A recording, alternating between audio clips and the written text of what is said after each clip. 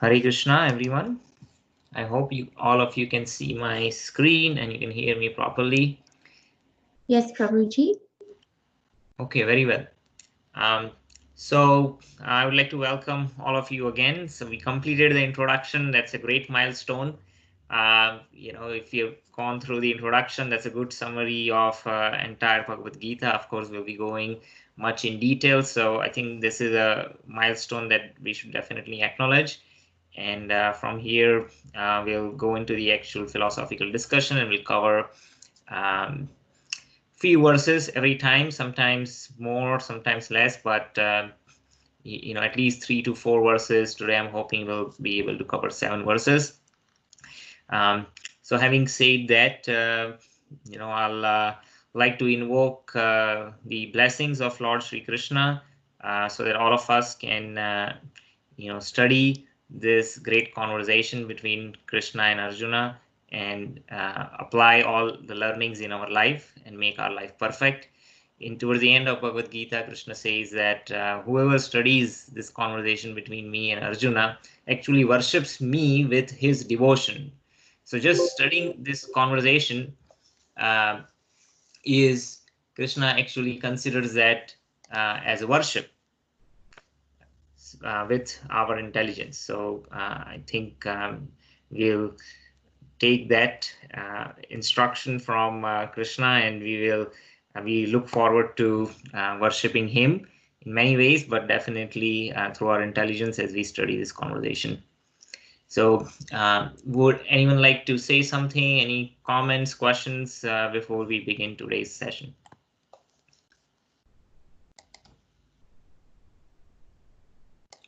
Okay, very well. So Bhagavad Gita, chapter 1, verse number 1. So chapter 1 is titled as Observing the Armies on the Battlefield of Kurukshetra. So this is setting the scene, basically, where the war between Kauravas and the Pandavas is about to begin, and that is the scene. And we have Dhritarashtra and his minister Sanjay. They are in Hastinapur. Dhritarashtra is blind, and he is curious to know what is happening on the battlefield. I mean, even if he was not blind, being situated at a different place, he would not been able to observe what's going on the battlefield. And also because he was blind, he did not participate in the war. I mean, he cannot fight because he cannot see. So that's why he is in Hastinapur. But he's very curious. He's anxious what's going on the battlefield. And his minister Sanjay, he is the student of Vyasadeva. And he has this mystic power by which he can see what is happening at a distant place. So this is the scene, and then basically the conversation begins by Dhritarashtra inquiring Sanjay. So we'll begin with the very first verse. Dhritarashtra uvacha dharmakshetre kurukshetre samvettayutsavah mamaka pandavaschaiva kim akurvata Sanjaya. Translation. Dhritarashtra said, O Sanjay, after my sons and the sons of Pandu assembled in the place of pilgrimage at Kurukshetra, desiring to fight, what did they do? So translation and purport is by His Divine Grace, A.C. Bhaktivedanta Swami Srila Prabhupada. So here we see that Dhritarashtra is inquiring Sanjay. He's saying, at the holy place of Kurukshetra. So he's referring Kurukshetra as also as a Dharmakshetra. Dharmakshetre Kurukshetre. After assembling at this place of pilgrimage, Kurukshetra, what did my sons and the sons of Pandu? He's referring to the Pandavas. They assembled there desiring to fight. What did they do after that? So in the purport, Srila Prabhupada first of all begins by setting the correct mood in which we should understand Bhagavad Gita. Srila Prabhupada here is mentioning that one should read Bhagavad Gita very scrutinizingly, taking the help of a person who is a devotee of Krishna. And then one should try to understand it without being personally motivated. Specifically saying without personally motivated interpretations. So what does that mean? Well, first of all, later in Bhagavad Gita, we will study that Krishna is saying Arjuna that he uses this verse. He says, Bhaktyam mam abhijanati. He's saying that I can be known only by my devotees. So we should study Bhagavad Gita not in a academic or a scholastic fashion, but we should study Bhagavad Gita in the mood of devotion. Then we can actually understand the real import of Bhagavad Gita. And then it is said, he's saying that one should do it without personally motivated interpretations. So what does that mean? So he elaborates later. He's saying that, so he elaborates first on the point that we should approach it with a mood of devotion. So he's saying that just like Arjuna, the clear understanding of Bhagavad Gita can be attained when one studies in the way Arjuna studied, right? Arjuna is not only a friend of Krishna, but is also a devotee of Krishna. Rather, he is a devotee of the Krishna in the mood of friendship. We had discussed that a devotee could be in one of the 5 different moods. So Arjuna is a devotee in the mood of friendship. And he heard directly from the Lord. So Srila Prabhupada then mentioned that if one is fortunate enough to understand Bhagavad Gita in disciplic succession, in parampara of Vaishnavas, without motivated interpretation, then he can surpass all the studies of Vedic wisdom. So there are 2 things. So one is Srila Prabhupada is mentioning the qualification of the person from whom we study Bhagavad Gita. One thing is mentioned is that person should come in disciplic succession. So we have this purports by Srila A.C. Bhaktivedanta Swami Srila Prabhupada. So in the end of the introduction in last session, we studied that Srila Prabhupada comes in Brahma Madhava Gaudiya Sampradaya, which is one of the 4 bona fide Vaishnava Sampradayas.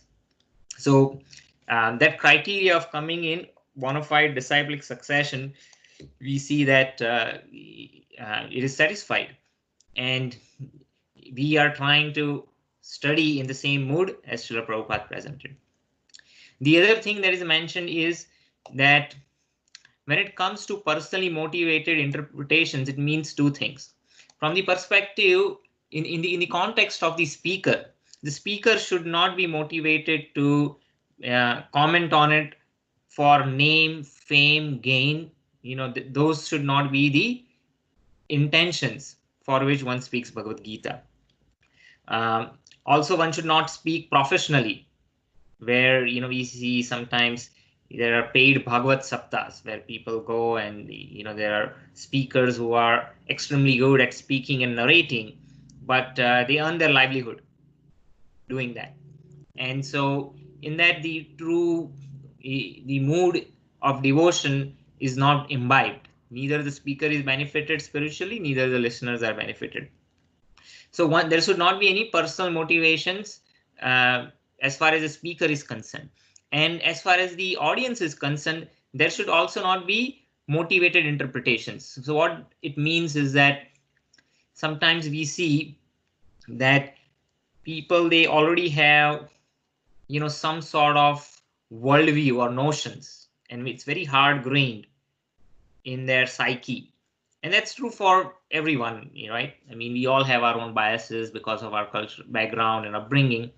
But we should not use Bhagavad Gita or interpret Bhagavad Gita to justify our existing worldviews, right? Then there is no need of Bhagavad Gita. If we already have decided that, well, my worldview is perfect, and I'm just gonna use a bona fide scripture to justify my own worldview, then there is, that does not help me gain anything, right? I'm not benefited. Rather, we want to understand Bhagavad Gita in a rational way, and then want to see what it has to offer. And in order to really understand that, if I'm convinced of what Bhagavad Gita is saying, then I'm willing to change my worldview to align with Bhagavad Gita. Not blindly, but if I'm able to understand it in a logical, rational way, and I'm willing to bring about a change within myself. So then it is not motivated interpretations. Otherwise, what we'll do is we establish ourselves as a benchmark and try to bring Bhagavad Gita to our level. So that is not recommended. Then it is said that Bhagavad Gita surpasses the studies of all Vedic wisdom. In Bhagavad Gita, we'll find things which are in the essence of all the Vedic literature is contained within Bhagavad Gita. Moreover, in Bhagavad Gita, we'll find things which are not there in other scriptures. That is what it's mentioned over here. See, in Bhagavad Gita, we'll find things which are not mentioned in other scriptures. So there are a couple of references where this idea is conveyed.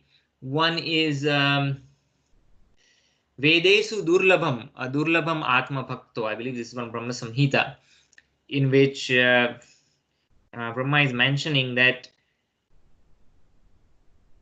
Vedesu Durlabham, that Krishna cannot be achieved even after studying all the Vedas, right? Because the Vedas, they are written in a cryptic fashion. Adurlabham Atma Bhakto. Sorry, this is from Bhagavad Gita. Adurlabham Atma Bhakto. That means but Krishna is saying, I can be easily achieved by my devotees.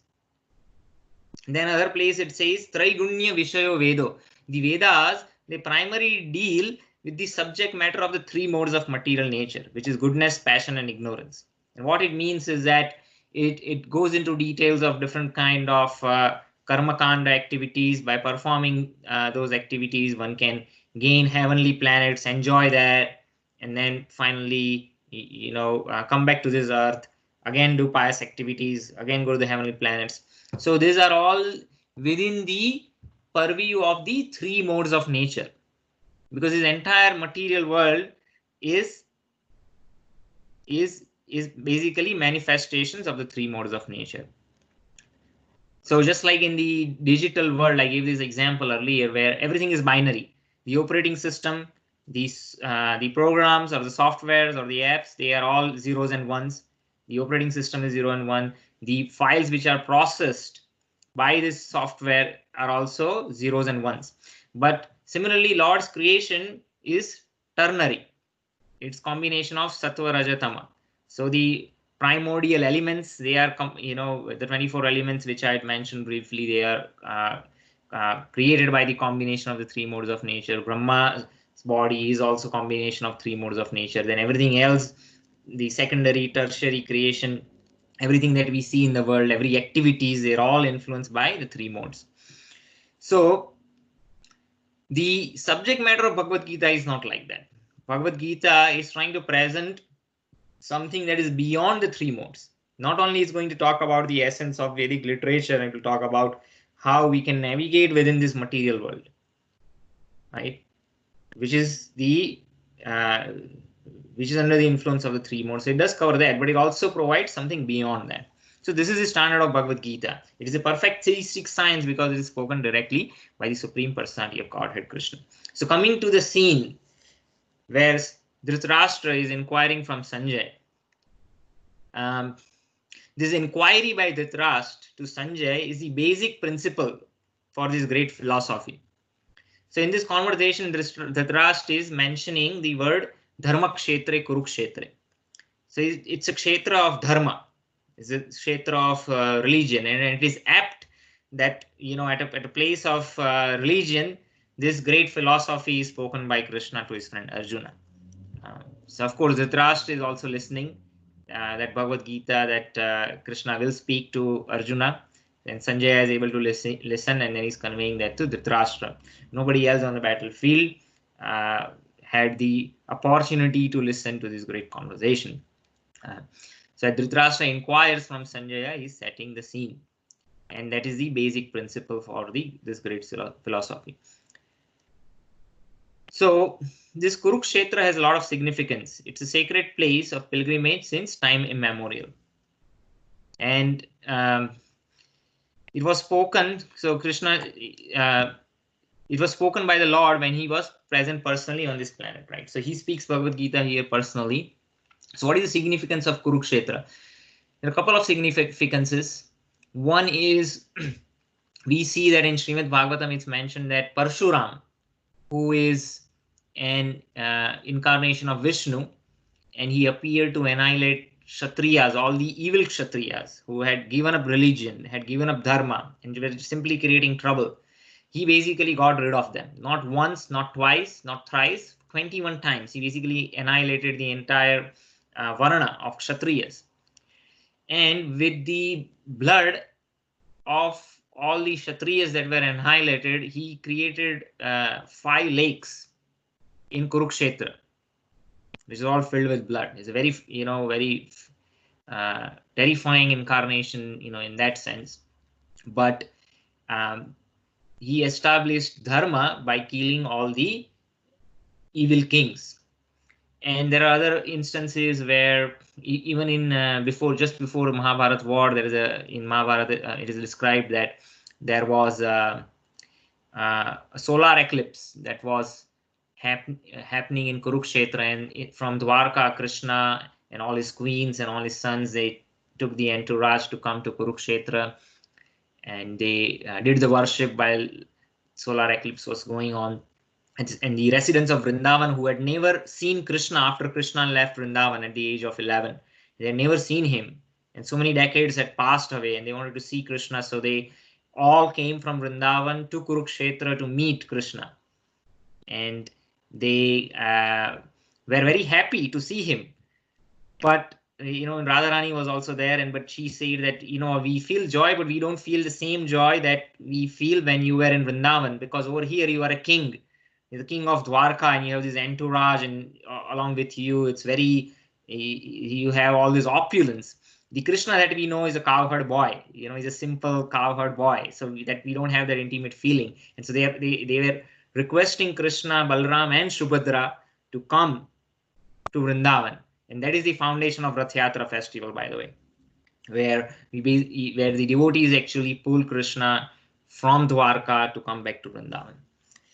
So anyway, that's some background about Kurukshetra. Then the importance of Dharmakshetra is also significant. So I already gave some idea about what is the significance. Why is it Dharmakshetra? It always has been a place of different kind of spiritual activities. So considering this, if you think about it, not only this place was spiritual, but Supreme Personality of Godhead Krishna was personally present on the side of Arjuna. And the place was also very favorable for dharma. And Krishna is also the representative of dharma. So whoever is on the side of dharma, they would be benefited, right? By 2 ways. So Pandavas, who were very pious, they would have a positive influence of not only being Krishna on their side. Of course, he's not fighting, but he's a chariot driver of Arjuna. So he's on the side of the Pandavas. And also the significance of the place is also favorable. So later in 18th chapter, there are 5 factors which are mentioned, 5 factors which affect success of any work that we do. Success of any action is affected by 5 works. So the verse is adhisthanam tatha karta karanam cha prithak vida vividascha prithak chesta daivam chaivatra panchamam. So the 5 factors are place. So first factor itself is place and circumstance. So we see that many times it's important that we pick a favorable place, and I won't go into much detail. We will cover this later in Bhagavad Gita. But for instance, suppose I want to study something. It's favorable to study where it is quiet, right? As opposed to where there is a lot of noise. That's one example. If you want to grow grains or crops, to grow them in a desert is not favorable. It is favorable where the soil is fertile, the water is easily available. So these are very simple examples, but even on a subtle level, there is definitely an influence of a place that can affect the activity. So Dharma Kshetra, Kurukshetra being a holy place, it would favorably affect the Pandavas, and Dhritarashtra knew this. So he was very highly doubtful about the victory of his own sons. So even before the war began, Dhritarashtra had his doubts. Right? He had his doubt that it's not likely that my sons would win. And so he was curious. He was asking Sanjay, what did they do? I mean, if a battle is about to begin, what would anyone do? Right? Why would anyone ask a question? You assemble to fight, that means you will fight. So so one might question, what is the implication? What's the intent? What is it that Dhritarashtra is trying to ask? Actually, within his mind, he's just like he knows that the place and circumstances are favorable for Pandavas. He's thinking maybe Duryodhana also realizes this, and because of that, has he changed his mind? Maybe he doesn't want to fight now. Actually, he wants his sons to fight. He is also very attached to them, and he's very ambitious for his sons also. So he's spiritually blind, and he had this doubt. He didn't want his sons to do any sort of compromise, and that's why he was curious. Maybe he was also thinking, because it's a holy place, this holy place might have changed the mind of my son Duryodhana. And under the influence of that holy place, he might decide that he doesn't want to fight. So he's worried. He doesn't want his sons to do any sort of compromise. And that's the reason he's asking Sanjaya, what did they do? I hope they have not changed. My son has not changed their mind. So that's what Srila Prabhupada explains. He was confident actually that they were all assembled and they were determined for the fight. And he did not want a compromise between the cousins and the brothers. So the Pandavas and Kauravas, they were the cousins. But he wanted to be sure about the fate of his sons. So we talked about that this place is it's a holy place, and then it would favorably influence the Pandavas. Okay. Then the other point over here is, he uses a particular word. He says Mamakas Pandavas Chaiva. You see over here he's saying Mamaka means my party, my sons. And Pandavaha is the sons of Pandu. So he's making a distinction between the sons of Pandu and his own sons. What he's saying that he deliberately claimed only his sons as Kurus. And he separated the sons of Pandu from the family heritage. So actually, all of them are Kauravas. What does Kaurava means? Kaurava means descendant of the Kurus. So the Kuru dynasty or the Kuru lineage is one of the important lineages, and everyone, both Dhritarashtra and Pandu, they were brothers, right? They all came from the same dynasty, and they are all descendants of the Kuru. So they are all Kauravas, right? But what is Dhritarashtra doing? He's saying, no, only my sons are Kauravas. and the sons of Pandu, they are Pandavas. So he has already created that boxed mentality where he's saying actually my sons are only the representative of the Kuru lineage. The sons of Pandu are not, and that's why they have the right heritage or the right to be the rulers, right? So he's thinking like that. So one might wonder why is it that he is thinking? There could be a couple of reasons why he is thinking in that fashion. But before that, some history behind is that actually Dhritarashtra was older than Pandu, but because he was blind, a blind person cannot be the king. So in scriptures there are different rules and qualifications in regard to who can be qualified to be a king. If there are certain defects, then despite of being the eldest son, one cannot become a king.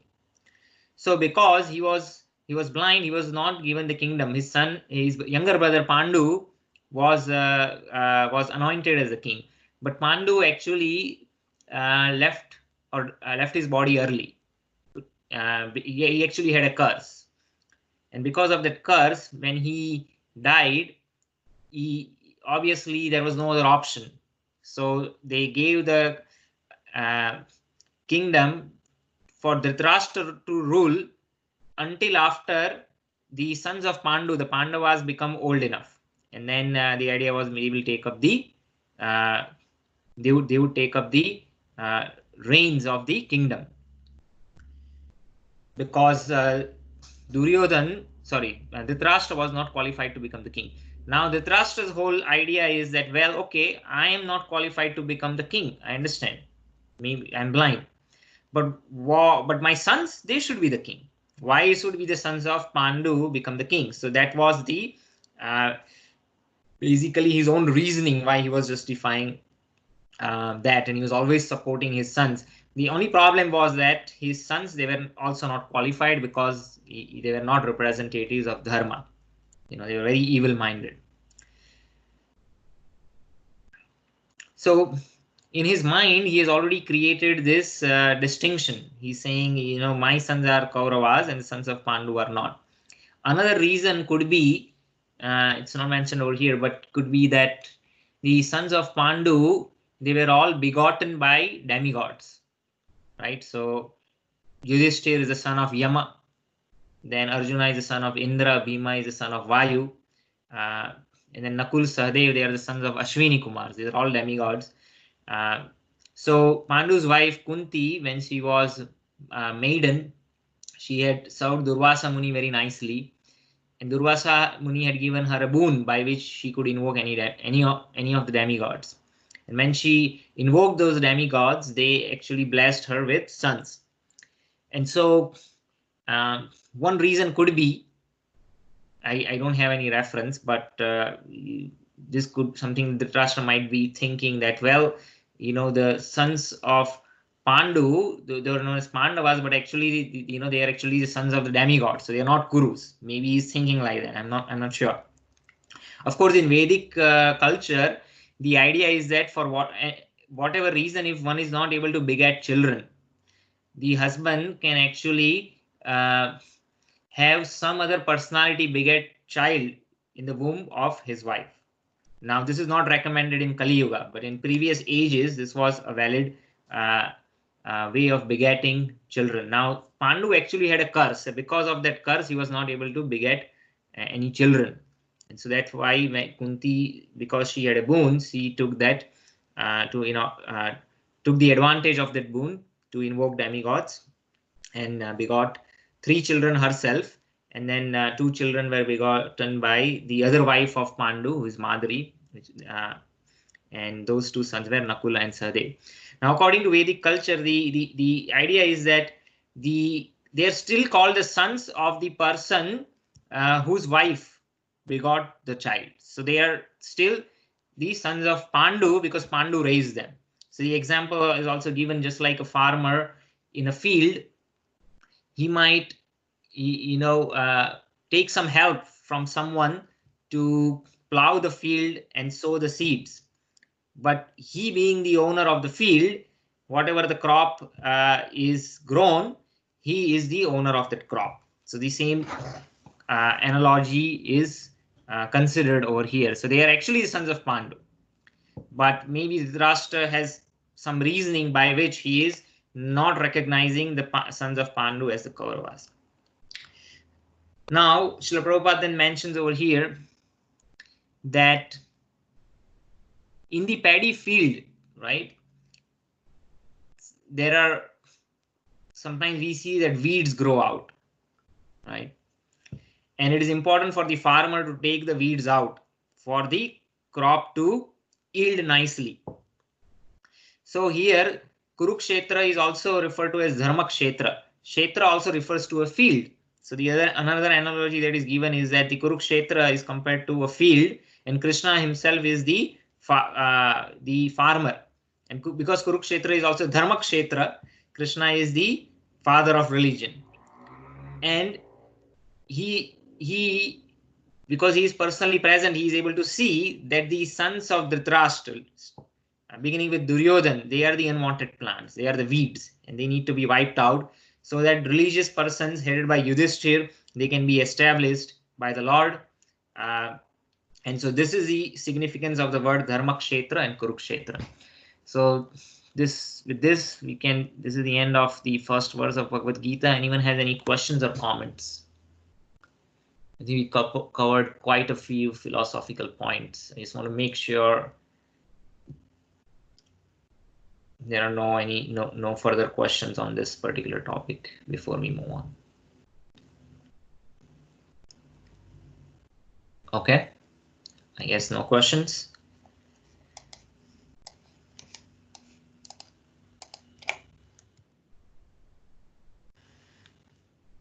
Verse number 2.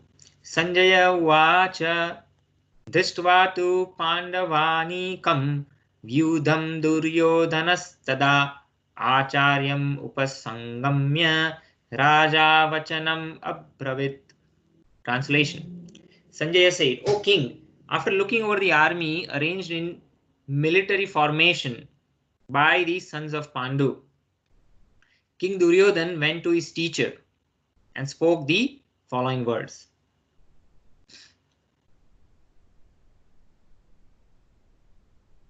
So the armies had assembled, and Duryodhan, he actually saw the military formation of the enemy, basically sons of Pandu, and then he got down from his chariot. He approached his teacher Dronacharya, and then he spoke the following words, which we'll cover in the next verses. So in generally any kind of fight or any kind of competition, even in sports, we see that one must know who the opponent is, right? What are the strengths? What are their weaknesses? One's very important to really study the opponent before one engages in the war. So Duryodhan again is a Kshatriya. He's trained in all these aspects, and so he's actually seeing the army on the other side. What is their military formation, the phalanx formation that they have come up with, who are the warriors who have assembled. And so after observing that, he has something to say. So here Srila Prabhupada mentioned in the purport that Dhritarashtra was blind from birth. So we talked about that, but he was also bereft of spiritual vision. So he's not only materially blind, but is also spiritually blind. And he also knew that his sons were also equally blind in the matter of religion. And he was sure that they could never reach an understanding with the Pandavas. Right? So at one point, Duryodhana is saying that even Pandavas asked for only 5 villages to rule, because as Kshatriya, they have to follow their dharma. The dharma of the Kshatriya is to rule. That means they need something to rule. We say, okay, we don't want to be big kings or anything, but in order for us to just follow our Varna dharma, give us the minimal. We are 5 brothers. Each of us just give us 5 villages. We are not even asking for big cities. And Duryodhana says, I won't even give you a land which is very enough to poke a needle, right? So he is bent upon. That's why Srila Prabhupada is saying he was sure. Srila Prabhupada is saying that Dhritarashtra was sure that they would never reach an understanding with Pandavas, who were all pious since their birth. Still, he was doubtful about the influence of the place of pilgrimage. So we discussed that earlier. That Dhritarashtra was saying maybe Duryodhana changes his mind. Right? What if he's under the influence of holy place? He's sure that he's not going to change his mind, but because it's a holy place, maybe what if he changes the mind? So in order to, and Sanjay understands this concern. Sanjay, who is a minister of Dhritarashtra, he's able to understand what's going on in Dhritarashtra's mind. So in order to assure the king that, hey, do not worry, your son has not done any compromise. So in order to remove his anxiety, Sanjaya then tells Dhritarashtra, okay, don't worry, nothing's happening. Actually, Duryodhana is moving ahead. He has observed the army, and he has something to say. So this is what he's saying. So basically, by speaking these words, Sanjaya is addressing the concern that Dhritarashtra had in his mind. Therefore, then Sanjaya then informs the king that his son Duryodhana, after seeing the military force, at once went to the commander-in-chief Dronacharya. So Dronacharya was not only the teacher of not just Kauravas and Pandavas, but Dronacharya, because of circumstances, he was fighting on behalf of the Kurus, though he was very affectionate towards the Pandavas. And so Duryodhana actually approaches Dronacharya and to present his assessment of the situation. Then Srila Prabhupada explains that though Duryodhana is the king, generally kings, they have the authority and power to go ahead and do things. But when situations are very complex or very serious, the kings, they want to counsel their minister, they want to take advice. So considering the seriousness of the situation, definitely he saw something in the opponent army, and so he wanted to consult Dronacharya. So this is a great quality of a politician or any leader. Any great leader actually, a great leader always leverages his or her team, right? You want to take the advantage of all the resources that you have, and so you want to definitely counsel your peers, your team members, even your subordinates to really see how any kind of problem can be solved. So that is a great quality of a leader. Duryodhana was a leader, though he was evil-minded, he still had the quality of being a great leader. I mean, there could be great leaders even though they might not be moral. So in that sense, Duryodhana was fit to be a politician, but his diplomatic words still could not hide the fear actually he was feeling in his heart by seeing the military formation of the Pandavas. So that's the import of the second verse. Any questions or comments so far?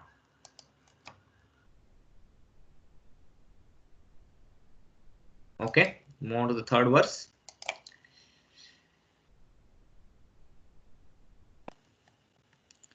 Pashyaitam Panduputranam Acharya Mahatim Chamum Vyudham Drupada Putrena Tava Shishyena Dhimata.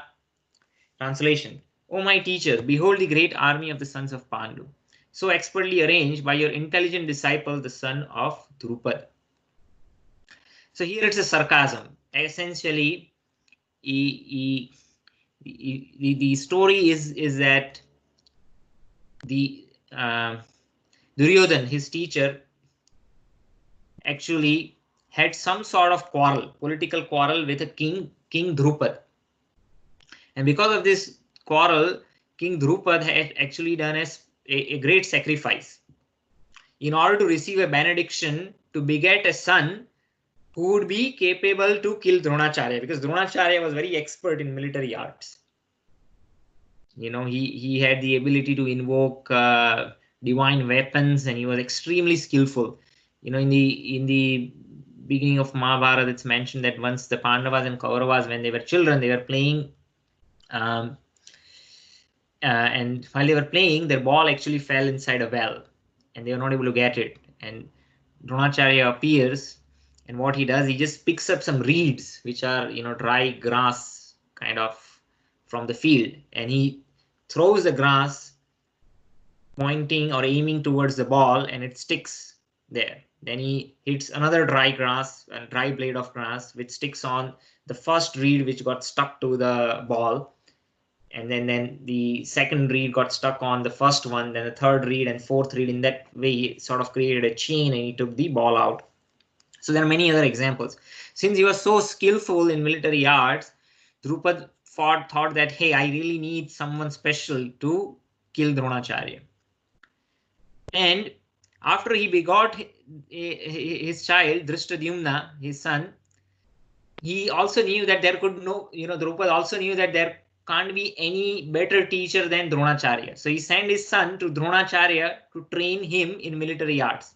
And Dronacharya knew perfectly well that this Drishtadyumna is begotten by Drupad just to be able to kill me. Still, as an ideal Brahmana, he did his duty or dharma, and he taught all military arts to Drishtadyumna. So this is the quality of a Brahmana. A real Brahmana actually is not teaching as a profession, is not interested in making money. Brahmanas, they want to teach as a matter of fact of duty or dharma. Actually, to the extent that Dronacharya was very poor, in the sense that he was not able to even feed his family. And Brahmanas in general, they accept the vow of poverty. Why? Because the idea is that if they do their services for the sake of money, then there is a conflict of interest. Then they might not be able to give the right guidance to the kings or the society, and the entire society then would be misdirected. So in order, for the sake of society, what they do is they voluntarily accept poverty, so that they have nothing to fear. That my salary will go away, the king won't maintain me. So that's why they can speak the truth, and even if that truth is harsh. So Dronacharya was very poor actually, and he was not even able to very nicely feed his own son Aswathama. And he and Drupad, they went to the same Gurukul, and they were actually friends. And Drupad, in his childish attitude, he had said that, hey, Dron, once I become the king, I will give half of my kingdom to Dronacharya. Of course, Dron was not interested in any wealth. But at some point in life, when he was going through extreme poverty, he thought, let me go and approach my, old friend Drupad. When he approached Drupad had changed. He was extremely proud, and he did not. He basically rejected Dronacharya's proposal and also insulted him. He said, I never made such promise. I don't even remember what you're saying. Friendship is between equals. You and me are not equal. So anyway, that's how the rife actually broke between the two. But here Dronacharya, being real Brahmana, he taught all the skills to Drishtadyumna. So Duryodhana knew this. So Duryodhana is actually sarcastically saying to Dronacharya, said, look at the great army of the Pandus, whose military arrangement has been done expertly by your intelligent disciple, the son of Drupad. See, he did not call him Drishtadyumna. He specifically, in Vedic literature, in Bhagavad Gita or any Vedic literature, it's very important to pay attention to the kind of words that are used to refer to a person. They are very contextual. He could have said Drishtadyumna, but why he's saying Drupad Putrena? He's saying your enemy Drupad, his son, whom you know that this person is going to kill me. You were so liberal that you foolishly taught him all the skills. And now see what he's done? He has used all that knowledge and training to come up with this expert military arrangement that we have to fight against. So he is sarcastically saying that your liberalism has caused us this difficult problem that we'll have to overcome. And by saying that, he's also hinting. What is hinting? That I know that you are actually very lenient toward the Pandavas also. So you already done one mistake. You already taught everything to Drishtadyumna, and because you have some sort of soft heart for the Pandavas, in the war don't be soft-hearted, because if you do that mistake, it is going to be very harmful to us. It's going to be very dangerous. So he's sort of giving him a warning in a subtle way as a leader. So that's basically the import of this verse. Any questions on this so far?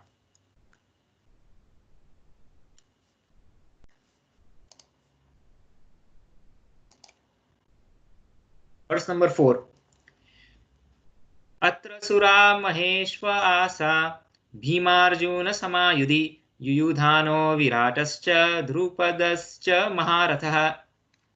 Translation: here in this army are many heroic bowmen, equal in fighting to Bhima and Arjuna, great fighters like Yuyudhan, Virat, and Drupad.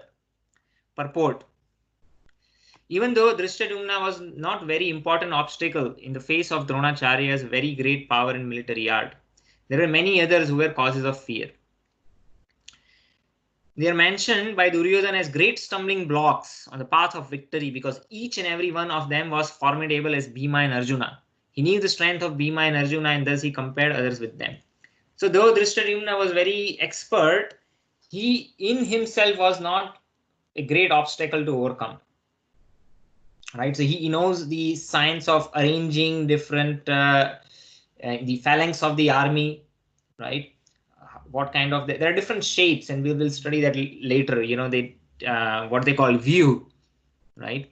One of the most famous is chakra view, but it's like basically arrangement of army in the form of a chakra. But there are other kind of views like you know, a bird or an eagle shaped view. The entire army is assembled like an eagle.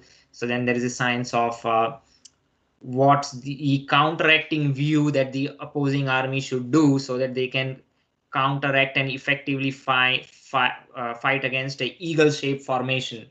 Of course, I'm not expert in all that, but there are certain formations that can be overcome only by certain kind of other formations. So that science is important, but the actual, when it comes to actual fighting, Drishtadyumna was actually very powerful, but there was Bhima and Arjuna. You know, they have their amazing Bhima obviously for his great strength, and Arjuna for his skills. Right? Arjuna was expert in using all the weapons, not just he is mostly famous as an archer, but another name of Arjuna is Savyasachi, one who is expert in many skills. So you could expertly use any weapon. So here Duryodhana is saying that, hey, Bhima and Arjuna are great warriors, but those are not the only two. Actually, in their army, there are so many other fighters like Yuyudhan, Virata, Drupad. They are all, you know, as expert as Bhima and Arjuna. So that's what he's telling this to Dronacharya. He's telling to Dronacharya his assessment of the opposing army. Text number 5. Drishtaketus Chekitana Kasirajascha Viryavan Purujit Kunti Bhojascha Saibyascha Narapungavaha. Translation: there are also great heroic powerful fighters like Drishtaketu, Chekitan, Kasiraj, Purujit, Kunti Bhoj, and Saibya. So this is a list of other warriors which have assembled. Text number 6. Yudhamanyuscha Vikranta Uttamaujascha Viryavan Saubhadro Draupadeyascha Sarvaeva Maharathaha. Translation: there are the mighty Yudhamanyu, the very powerful Uttamauja, the son of Subhadra, and the sons of Draupadi. All these warriors are great chariot fighters. So Maharathi basically means someone who can fight multiple chariot riders at the same time. You know, they can engage in fighting with multiple opponents, and there are different levels of it. So like example, we see Dashrath. So Maharaj Dashrath, the father of Ram, is known as Dashrath because he could fight with 10 chariot riders at the same time, right? So then there are Maharats. So there are different gradations in terms of, you can call them like titles, right? So like in present day, we have different military generals and they have so many different badges. But those badges are mostly based on their posts or in the hierarchy. But here, these are real warriors in terms of their skills to be able to engage with number of opponents at the same time. So it's mentioned that son of Subhadra and the sons of Draupadi, right? So Draupadi had sons from all the 5 Pandava brothers. They were all experts in fighting. And Subhadra, who is basically Draupadi's daughter-in-law. She is the, no, sorry, I mixed it up. Sorry, Subhadra is the another wife of Arjuna. Is another wife of Arjuna. Subhadra is the sister of Krishna. So Subhadra's son, Abhimanyu. Abhimanyu, as we see in Mahabharata, was a valiant warrior, and so definitely he is very famous. But also other sons of Draupadi also, they were all very expert fighters. Verse number 7. Asmakam tu visishtaye tan niboda dvijottama nayaka mama sainyasya samagyartham tan bravimite. Translation. But for your information, O best of the Brahmanas, let me tell you about the captains who are especially qualified to lead my military force.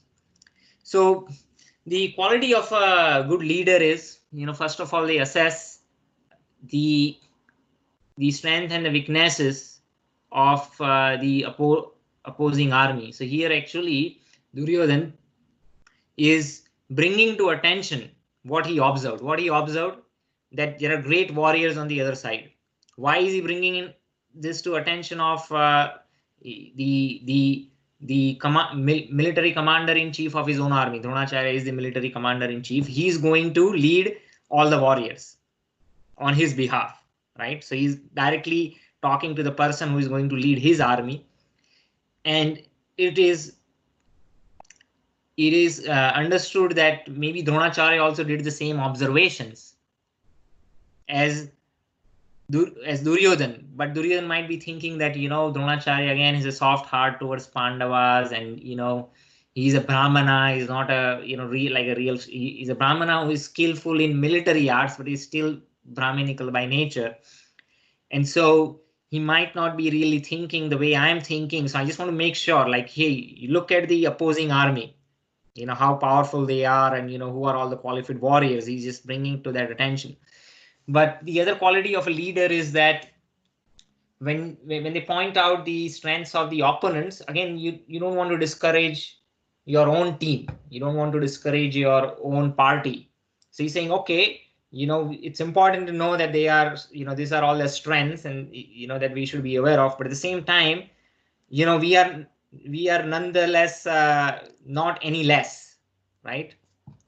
Because otherwise, how are they, if they don't have the encouragement, how are they going to win or fight? So he's now he's doing a pep talk. He's providing that encouragement, and then he's saying that this is our strength, and this is why we believe that we can overpower the Pandavas. So that's the nature of the conversation. So this is the setting of the scene. So initial verses will all lead to this conversation about Duryodhan assessing the strength of the army and talking to Dronacharya, and then the conch shells will blow, and then after that Arjuna will tell Krishna that how he's feeling. He's despondent, and he reveals his mind to Krishna, and that's the stage then set for Krishna to speak the philosophy. So that's where this is all going, in case you're wondering what's happening, right? So the Krishna and Arjuna have not started speaking. Arjuna will speak. So in the first chapter, Arjuna will speak. Krishna actually starts speaking from the second chapter. The later part of the first chapter, Arjuna describes in detail all the reasons why he should not fight. So we'll be covering that as well. Verse number 8. Bhavan Bhishmascha Karnascha Kripascha Samititim Jayah Asvathama Vikarnascha Somadattis Tathaivacha. Translation: there are personalities like you, Bhishma, Karna, Kripa, Ashwathama, Vikarna, and the son of Somadatta called Bhuri Shrava, who are always victorious in battle. Here Duryodhana mentions the exceptional heroes in the battle, all of whom were always victorious. Vikarna is the brother of Duryodhana, Ashwathama is the son of Dronacharya, and Somadatti or Bhuri Shrava is the son of the king of Bahalikas. Karna actually is the half brother of Arjuna, but no one knows him as Pandavas. There is a story behind why that happens, because he was born of Kunti before her marriage, and so Kunti, because she is still not wedded, she wanted to avoid the stigma of begetting a child before she got married, so she puts is in a very sad situation. She had to put Karna in a basket and let him flow down the river, and then he is brought up by a chariot driver who by Varna is a Sudra, and Karna is then generally known as Sutputra, though he is the son of sun god himself, right, and the eldest of all the Pandavas, but his identity is not known to anyone. Then we have Kripacharya's, so who is Kripacharya? So Kripacharya had a twin sister who actually married Dronacharya. So in that sense, they are Dronacharya and Kripacharya, they are related.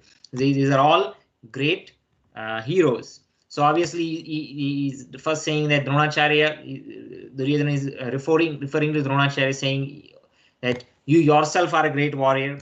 Bhishma, grandsire of the Kuru dynasty, he is the son of Ganga Putra Bhishma. He is the most formidable of all the warriors, like unconquerable. Karna, who had inbuilt kavach and armor, which was integral to his body itself right from birth, and being the direct son of sun god himself. There are two Kshatriya dynasties. One is Raghuvanshi, in which Lord Rama appeared. Another dynasty of Kshatriyas from the moon, and Krishna appeared in the moon dynasty. Now Karna is directly the son of sun god, so he is an exceptional warrior himself, and he's the student of Parshuram, who annihilated Kshatriyas 21 times. So Parshuram learned the art from Shiva himself, and so Parshuram is a great teacher. Karna is his disciple. So these are all great warriors. Ashwathama again is the son of Dronacharya. So Dronacharya himself is a great warrior and a teacher, and he taught all the skills to Ashwathama. And Vikarna is one of the 100 brothers of Duryodhana. So they are all expert in fighting. If there any questions or comments, please feel free to interrupt me. Otherwise, I'll keep continuing, and as many verses. I plan to cover 7, but we still have half an hour. So I'm happy to cover more. And once the philosophical discussion starts, then there would be more to comment. Other verses we can cover at a faster rate. Verse number 9. Anye cha bahava sura mad arthe tyakta jivitah nana sastra praharana sarve yuddha visarada. Translation: there are many other heroes who are prepared to lay down their lives for my sake. All of them are well equipped with different kind of weapons, and all are experienced in military science. Purport: as far as others are concerned, like Jayadratha, Kritavarma, and Salya, they are all determined to lay down their lives for Duryodhana. In other words, it is already concluded that all of them would die in the battle of Kurukshetra for joining the party of sinful Duryodhana. Duryodhana was, of course, confident of his victory on the account of the above-mentioned combined strength of his friends. So there are like two kinds of emotions described over here. Well, we're saying that these are the great warriors, and not only they are great, they are actually fully dedicated to my cause, right? So there are two things important. One is I might be skillful, but if I'm not sincere, then my skill is no good, right? So for me to be successful, I should not only I should be skillful, but I should be sincere towards the cause. So in one way, you can say that Duryodhana actually is acknowledging that some these heroes, they are not only skillful and they are expert, not only that, but they are actually so committed to the cause that they are prepared to lay down their lives. So in that, which shows their sincerity and commitment. At the same time, it's also revealing maybe a doubt in his mind where he's thinking that well, that's going to be the outcome of it. He probably has his own doubts, and in a way he's feeling confident, but that there's some doubt lingering in his mind, that they would all actually die in the course of fighting. So despite of that confidence, he's feeling confident, about, because of the strength of his friends, but the way he spoke actually is foretelling what's going to happen, is that they're all going to die. Verse number 10. Aparyaptam tad asmakam balam bhishma virakshitam paryaptam tva idam etesam balam bhima virakshitam. Translation: our strength is immeasurable and we are perfectly protected by grandfather Bhishma, whereas the strength of the Pandavas, carefully protected by Bhima, is limited. So now actually it's like a part of his pep talk. He's saying, why we now he's trying to instill some confidence. He's saying why we think we're gonna win, right? So what he's saying is that we have Bhishma, the grandchild Bhishma, who is the best of all the warriors, and because we have him on our side, we are perfectly protected. Bhishma's strength is immeasurable. On the other side, Pandavas, who have Bhima, who is also strong, but despite of Bhima protecting Pandavas, compared to Bhishma, Bhima's strength is limited. So that's the point he's trying to make. So here an estimation of comparative strength is provided by Duryodhan.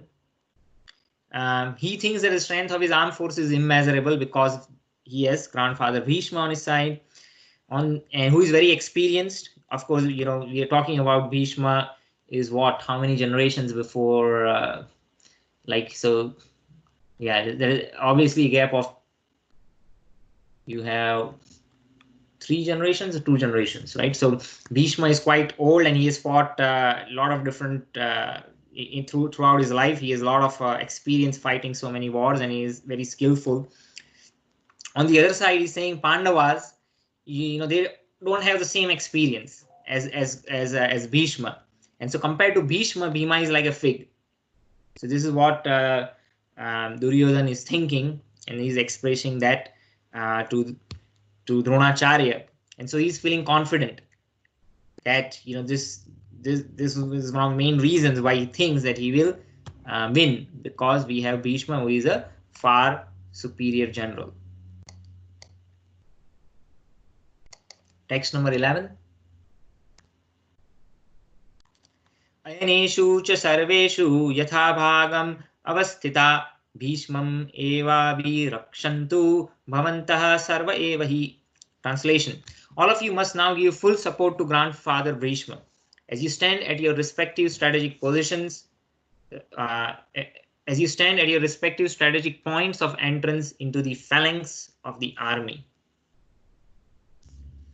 Purport: Duryodhana, after praising the prowess of Bhishma, further considered that others might think that they have been considered less important. So in his usual diplomatic way, he tried to adjust the situation by the above words. So the leaders, they have a challenging role, and Duryodhana is thinking from all the different angles. So first he presented the strength of Bhishma, but at the same time he's thinking that, well, I'm putting so much emphasis on Bhishma, others might think that they are not so important. And so in order to pep them up, he's saying that, okay, we know Bhishma is undoubtedly the greatest hero, but he's also old, right? So we must be considerate toward him. So make sure that all of you give him enough protection from all the sides, because he's saying that he sometimes gets so much engaged in fighting in the war that he's just focusing on one side. Maybe he's just engaging with one particular opponent. And while he's doing that, he might not maintain his position in the phalanx. So what he's trying to say is basically, so I gave you the example, right? So if you say there is a vyuha, there is a shape of the army, right? So we talked about chakra vyuha, we talked about, there are different shapes, maybe let's say eagle shape formation. So for the army to be really maintain its strength in trying to fight the opponent army, they don't want to use, the army should make sure that they don't distort the shape of their formation. The shape of the formation is very important. At the same time, the shape is not static. The shape is actually moving all over the battlefield. It's going, left, right, north, south, it's sort of covering all the areas. At the same time, you want to keep that shape intact. So the idea of formation is very important. We see this is just not in military science, but for instance, if you look at the birds in the sky, many times we see the birds, they fly in a V formation. If you pay attention, like they're flying in a V formation where there's a bird right at the apex, and so it's sort of it's like just like an airplane which has this kind of shape, right? It's a pointed shape. It allows that aerofoil aerodynamic body to slice through the air, right? To cut through the air because of that shape. Now the birds, their body themselves is very aerodynamic like an airplane, but when they fly in a group, they create a larger airplane-like structure. That there's one bird further up, and then the remaining are in a V-shaped formation. They go behind. So when they are flying in a group, the way they navigate through the air stream, when one bird cuts it through, the remaining birds, it's much easier for them to follow in that wake. There's a whole science of aerodynamics where it makes it much more easier to fly in certain formations. So the birds, they have that skills to be able to do that. Same thing we see over here, that a lot of these bike riders, so like when you go, they go out in a group, they're riding their Harley Davidsons, and they're generally in group, and they also have formations. And if you can go and look up on the internet, but they have a detailed idea of how they do the formation, and how they are, they, by their sign language, they communicate the other riders who are coming behind. And so they also ride in it's not random. Actually, if you those who know something about biking, I don't know much, but some of the articles that I read, even there are particular kind of formations that are very suitable when they're riding in the group. So the idea of formation is important in many different respects. So this was actually traveling, right, where either a group of bikes or a group of birds were flying, and you want to maintain that formation. So in terms of fighting, that formation again has a significant importance, and you don't want to distort that shape. So what Duryodhan is saying is that, well, Bhishma, he's a little old, and sometimes he just focuses on, he might be so engaged in fighting an opponent that he might not be, he might be stuck at one place, and he's not moving along with the rest of the army, and the position in the of the formation might get distorted, right? If so, what he's saying, that in case that happens, where you just make sure all of you keep an eye on Bhishma and give him protection, because what will happen is, if he's engaged in fighting with, say, a particular opponent, and all of you as a formation move on, right? So he's left behind. The rest of the formation has moved ahead, but he's left behind. So then he would lose the protection that all of us need. Actually, all of us are protecting each other by being in that formation. But if you move on, then he won't have protection. So he's saying, no, you have a very important role to play, right? You're very important. So he's just trying to boost their confidence. So he said, make sure that you provide enough protection to him. So this idea of phalanx is also important. Similarly, in the Vedic culture, we have varnashram system, right? So the varna, we will be discussing that at an opportune time later in one of our sessions. in much more detail, but in the varnashram system, each member of the society has a specific position in the formation. You can think of this varnashram arrangement as a formation, and different varnas from Brahmana, Kshatriya, Vaishya, Shudra, each of them have an important position in the society, an important role to play, not only for themselves but also for others. In terms of their own self, it's important to follow your own nature for our own spiritual upliftment, because when any work that is done according to our nature does not yield to any karma. I give the example that you cannot expect a tiger to eat grass. And so a tiger consuming flesh does not incur any karma. But in humans, they have higher consciousness, and so we are responsible for our decisions. But when we take up our occupational duties according to our nature, then there is no direct implication in karmic reaction. That's one reason. There are many other reasons, but this is the basis. And so when each member of the society is engaged in their respective positions, the formation or the phalanx is not disturbed. And this phalanx is important to counter the ill effects of the other civilizations. For instance, in India, ancient India, the Vedic culture remained intact for a very long time until the varnashram system was perfectly followed. Now, this varnashram is different from caste system, and we will again talk much in detail. Caste is just determined by your worth. Varna is determined based on guna.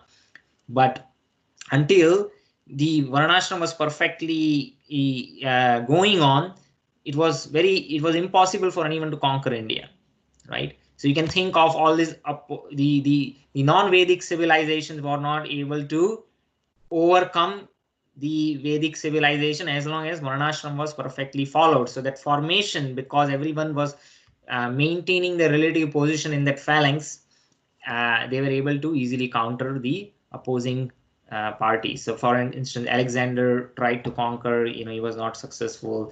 And, there were many other conquerors. They were all attracted by India, but then that they were never able to overpower.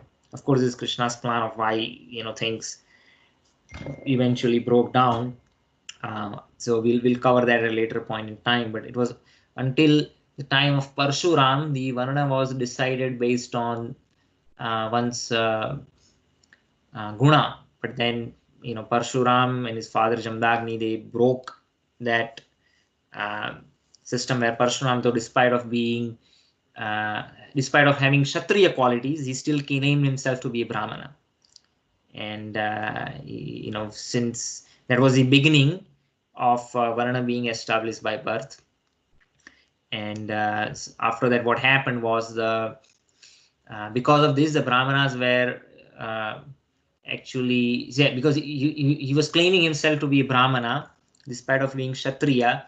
He started this system where your Varna is only determined by birth. And so Kshatriyas were obviously turned off, because there could be someone in Kshatriya family who had Brahminical qualities, but they were not able to practice Brahman Varna because of this, new strict system that Parshuram started. And so we see that a lot of Kshatriyas, they were, disgusted, and so they gave up the Vedic tradition. They all turned to Buddhism. So Buddhism rejects the Vedic culture. So Ashoka is an example of a king, which, of course, he appeared much later in time. But Ashoka, who took to Buddhism, Ahimsa Paramo-dharam, so he gave up. As a Kshatriya's duty is to fight to protect the society. But then he gave up. He became Buddhist, non-violence, and so he gave up Vedic tradition. And so that was the reason that the country was open to other barbaric elements when Kshatriyas gave up their dharma. Similarly, Vaishyas, they were, again, since Brahmanas and Kshatriyas, they gave up their original Varna dharma. The Vaishyas, there was no one to guide them, and they also gave up Vedic tradition. And so the Vaishyas, they actually gave up their dharma, and they all became Jains. So again, Jainism is another region. They reject the Vedic culture or the Varnashram dharma, though there are other similarities, but they are not in even like what they considered as a Vedic culture, or even in the parlance of Hindu Dharma. You see a lot of people, they're still good in business. To some extent, I mean, they are coming from Jain background, but the earlier the Vaishya Dharma was even much more powerful. They were really good in producing grains and cow protection and doing trading. And so when the Vaishya Dharma fell apart, the India actually lost a lot of trade and business. And so that was also the beginning of East India Company and other foreign traders to start coming in when the Vaishyas Dharma was lost. And then obviously the labor class, again, they without not being guided by the Brahmanas, Kshatriyas, and Vaishyas, that was also completely devastated. This is a brief history, but again, I just want to bring up that analogy where that phalanx in the military formation also, there's an analogy we could compare in regard to the Varnashram Dharma. Okay, there's one more point over here. Srila Prabhupada mentions that Duryodhana clearly felt that victory of Kurus depended on Bhishma Dev. And he says, as long as I have the support of Bhishma and Drona in the battle, he was confident that he can win. And why, he was really even more confident is that during the unfortunate gambling event where the Kauravas, right, led by Dusasan, they tried to disrobe Draupadi. Bhishma Dev and Dronacharya, because they were bound by their vow to support the kingdom, right? So they're bound to the position because they are not the king. They are not. They are only ministers, and they can provide guidance, but they are not able. They don't have any executionary power. Bhishma Dev personally took a vow just for the sake of his father. That he would never be married, and so Santanu was attracted to Matsya Gandha, the daughter of fishermen, and the condition was, Matsya Gandha's father said that, well, I don't want, I don't support this marriage between your father and my daughter, is because if you are already his son, and being an elder son, your sons would become the kings in future. So what about the sons of Matsyagandha? So, and because his father, Matsyagandha's father, did not agree, in order to please his father, he said, okay, that's your only concern, right? What if I take a vow that I would never get married? Then there is no question of my sons, right? And so your daughter's sons will become the future kings. So in this way, and he said that, okay, but then who's going to protect the kingdom? He says, as long as I am alive, right, I will provide protection to the kingdom. So all the future dynasty that will come from Matsyagandha, I will always be there to support them. So he's already taken a vow to support whoever is occupying that seat. So he's bound by that vow. He knows what is right and wrong, but he does not have any authority that he can transgress. And because of that, he was not able to protest when Draupadi was humiliated and in the attempt of disrobing her. And Duryodhana saw this. He said, hey, Bhishma is not speaking anything. Drona is not speaking. Though he knows that both these individuals, they have a soft heart for the Pandavas, and they like the Pandavas. Still, they did not speak. So now he is hoping that they have already not protested, and now that they are in this war, they will come. And he's hoping that they would completely give up their affection, and they would not support the cause of Pandavas as they had not supported during the gambling incidents. So in this way, he is confident that if as long as Bhishma and Drona are there, he should be able to win the war. And so he's saying to his other warriors that you should actually make sure that grandfather Bhishma is protected. Any questions on this? questions, comments? We have 6 more minutes. Let's see. I think we can cover 1 or 2 verses. Let's see. Verse number 12. Tasya sanjanayan harsam kuru vriddha pitamaha simhanadam vinadyochai sankham dadhamu pratapavan. Okay, so now the conversation is over and the concells which signal the beginning of the war would be blown.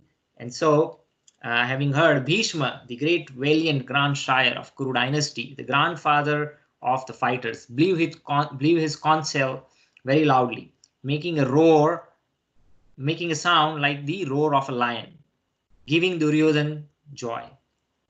So in the purport, it is mentioned that the grandsire of Kuru dynasty could understand the inner meaning of the heart of his grandson Duryodhan. And out of his natural compassion for him, he tried to cheer him up by blowing the conch shell very loudly, befitting his position as a lion. So he was like a lion, very ferocious and very mighty. And he knew what's the outcome of war going to be. And because he was committed to his promise to always protect the crown, and he said, okay, so now that we are bent upon fighting, let the war begin. And he gives joy by blowing the conch shell very loudly. Indirectly, here the symbolism of the conch shell, he informed his depressed grandson Duryodhan that actually he had no chance of victory in this battle, because Lord Krishna was on the other side. But still, it was his duty to conduct the fight, and no pains would be spared in that connection. So he's saying, you know, because I have given my promise, I'll do my duty.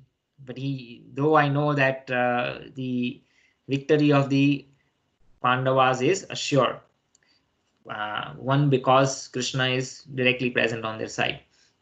Now Bhishma himself is a great devotee of Krishna. So in this, world, there are sometimes peculiar situations which are not within our control, and apparently we see that we might be put into situations which are not very conducive. So though Bhishma is a great devotee of Krishna, he is put in a situation where he has to be on the opposing side. So in the Mahabharata war later, we see that when Duryodhan taunts Bhishma that you are so generous to lenient towards Arjuna, that's why you're not killing him. So one should never insult a Kshatriya. So basically that's what Duryodhan did, because he knows that if I say to Bhishma that you are not sincere, you are lenient to Arjuna, then that would actually hurt his Kshatriya spirit. So then Bhishma takes the vow that tomorrow, I'll kill Arjuna for sure. And when Bhishma decides, then even Arjuna, who is the best of all warriors, he cannot counteract the deluge of assault that would come from Bhishma. So that day, Arjuna was not able to overpower, and Krishna was watching. He's like, if this continues, today Arjuna will be slain. And Krishna had taken a vow that he will not take any weapon in this war. But for the sake of his own devotee, Arjuna, he breaks his promise. That's why Krishna is not Maryada Purushottam. So Ram is Maryada Purushottam, he will not break his vow. But Krishna, he is Purna Purushottam. For the sake of devotees, he is ready to take infamy. He's ready to call himself a coward. He's ready to call himself as someone who broke the promise. Even to the risk of taking the defamy, he would do what is best for his devotees. And so Krishna lifts a wheel of a chariot and then rushes towards Bhishma to attack him. And then we see that Arjuna actually falls down at the feet of Krishna and is stopping him. He says, no, don't break your promise. People would call you ill names. And, and also he has affection towards Bhishma. He doesn't want, in a way, actually, he doesn't. Of course, he eventually does kill Bhishma, but then there might be some affection in his heart. But definitely, they didn't want Krishna to break his promise.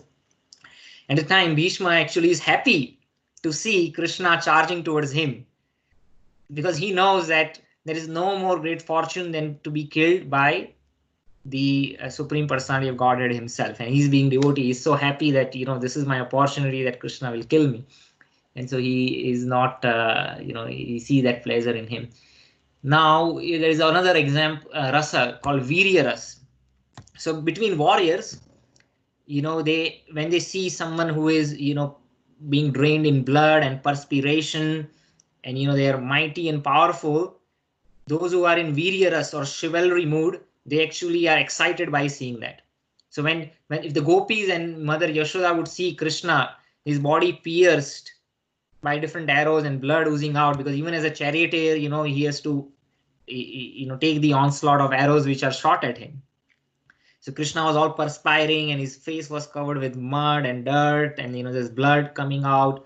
Of course, it appears like he's an ordinary person, but he's the Supreme Personality of Godhead. So when he's performing this pastime, we should not think that he is an ordinary body, just like us, that is composed of blood and mucus and things like that.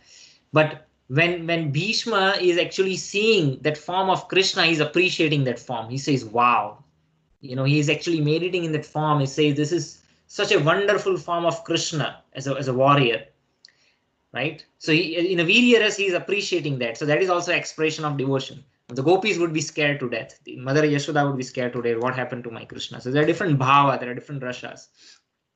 So this is the rasha of chivalry. Only a warrior can appreciate that form. And Bhishma, being a warrior, when he sees that form, Krishna, and he's draped in yellow pitambar and he's rushing towards him with his body perspiring, and he says, wow, may I always meditate, on this form. So we understand that Bhishma is not an ordinary person.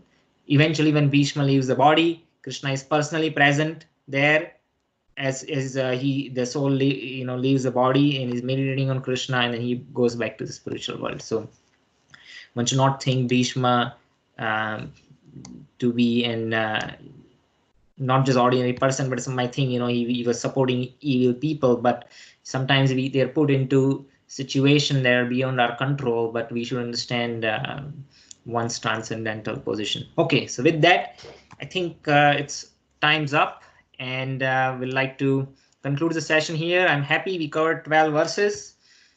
So I am happy with the pace. I don't know if I was going too fast. I did not get any questions or comments. So if there is any feedback for me to slow down, or if anything else anyone wants to recommend, this would be a good opportunity to do that.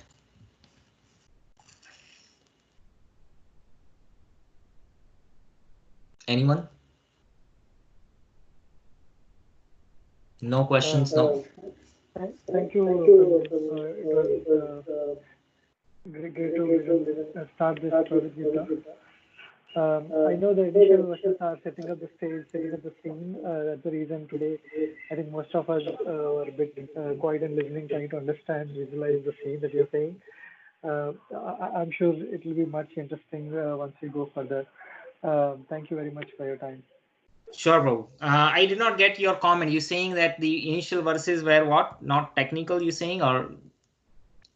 No, it was setting up the scene, right? So just trying Okay. to understand who all are there and what they are doing, what their intention is. So yeah. Yes. So yeah, I mean, the later conversation will definitely get philosophical. I mean, this is not like a directly philosophical conversation. There is some commentary on human psyche, or leadership and other aspects to it. But I think we are about point where the conch shells have been blown, and then Arjuna will ask Krishna to take him in the middle of the battlefield, and then he will express his anxiety. And now his expression of anxiety is a topic of philosophical discussion even before Krishna responds. The reasoning that Arjuna comes up with. So we look forward to those conversations starting next week. Thank you. Hare Krishna, everybody. If there are no further questions or comments, we'll conclude the class. Yeah, Maulik, you want to say something? Oh, yeah. Today it was very interesting. Thanks a lot. And just wanted to say that, can we ask questions in the WhatsApp group, because I see that it is only blocked for the admins to post. I think my original intention was not to block, but despite my best request, I think the comments were still coming in, which were not relevant to the discussion that were posed. So I think somebody told me that if I even if I change it to admin, it still allows you to post, but I have to approve it. I don't know if that is true or not. I've never tried it. Somebody told me, so I did that. So if someone can try and let me know if they are able to post, and if it goes into like a waiting for approval status or not. If you're not able to post at all, then we can come up with you can personally message me always. You can personally WhatsApp me the question. What I'll do is, I'll post it to the group and saying that here was the question, and then I'll answer that question. So you can, if there any question come up, reach out to me on WhatsApp. And would that help? Or if not, we can still consider opening up everyone to post. And I think if someone posts, we'll just bear with it. We will just ignore if somebody posts a spam message. So if everyone's fine with that, I'll just open it up to everyone. I don't have any problems.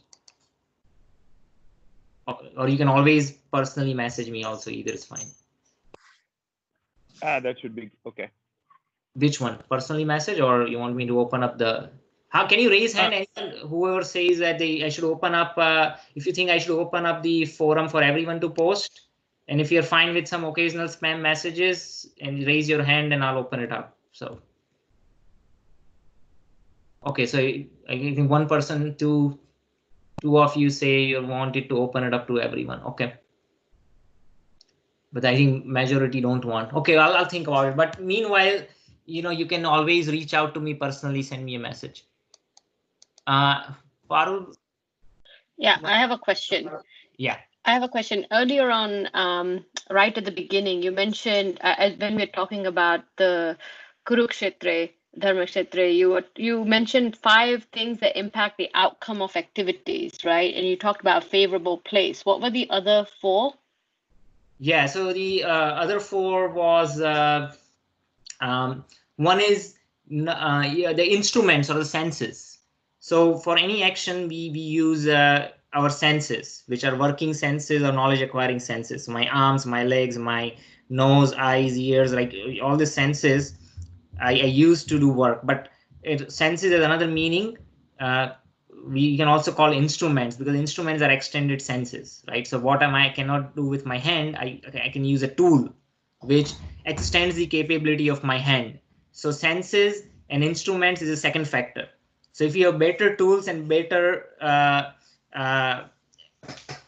senses, then we can do things more efficiently, right? If somebody is really skillful in using their arms to shoot an arrow, and that skill is better than others, then that's going to help to, in a favorable way, to achieve the task, right? So senses is second, and third one is number of endeavors. The frequency and the efficacy of the endeavors. We have to keep on trying, right?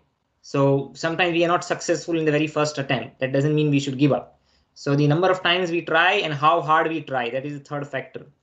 The fourth factor is the person himself, how committed that person is to the cause. And the fifth factor is either time or Paramatma. So there is a idea of favorable time.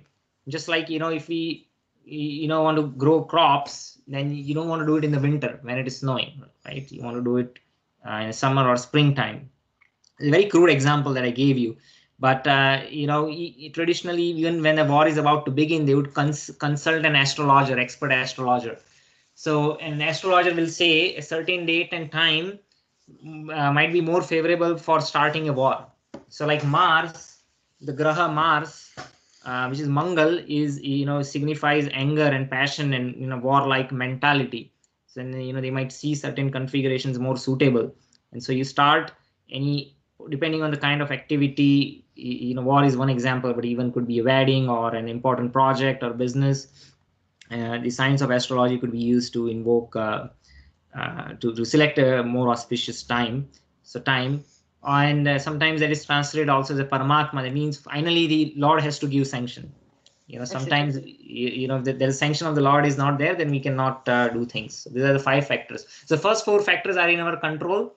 time also could be, sometimes is in our control, sometimes not. Sometimes we don't, we are forced to just charge ahead. We don't have the, suppose if the enemy attacks us before we attack them, then I cannot ask an astrologer, what's a good time to counter the attack. I will wait until a favorable time to counter the attack. That makes no sense. I have to just jump in the war. So that means I don't have ability to select time. So time, the fifth factor, it might not be so much in our control. Other factors could be in our control, but if somebody, say again, same senses, if somebody's handicapped, well, so we according to our karma, we might have some constraints on those 4 factors, but there is some flexibility. But the 5th factor is not so much flexible. Okay, thank you. You're welcome. I see one more hand raised, Rama, Viral, Sony. I think sorry, Maulik, all of you have questions. I don't know who one raised first. Just a quick question. I joined late, so where can I find the recordings, the previous and today's recording? Can you share? Yeah, sure. So if you go to are you on the WhatsApp group? No, I'm not. So why don't you send me a chat message right now? Okay. And with your phone number, and then I'll add you to the group, and then I'll also send you the link to my recordings from previous. Awesome. Thank you. You're welcome. Okay. Someone who else? Rama, Maulik, both of you had a question. I see your hand raised, Maulik and Rama. Yeah, that was in supporting of that group. No okay. Specific any question. Yeah. Okay. Hey Prabhuji, today's class was amazing. But if you go a little bit slower, it would be really good, because it's overwhelming with so many people. I mean, so many characters in this earlier scenario. So a little bit slower would be really good to grasp. Okay, sure. Thank you for that feedback. I'll try to go a little slower. Yeah. Of course, the thing is, going forward, we won't have so many characters, but obviously we'll have more, concepts of philosophy to discuss. And I'll try to make sure that I go slow. But at any point, if you feel I'm going fast, stop me right at that moment.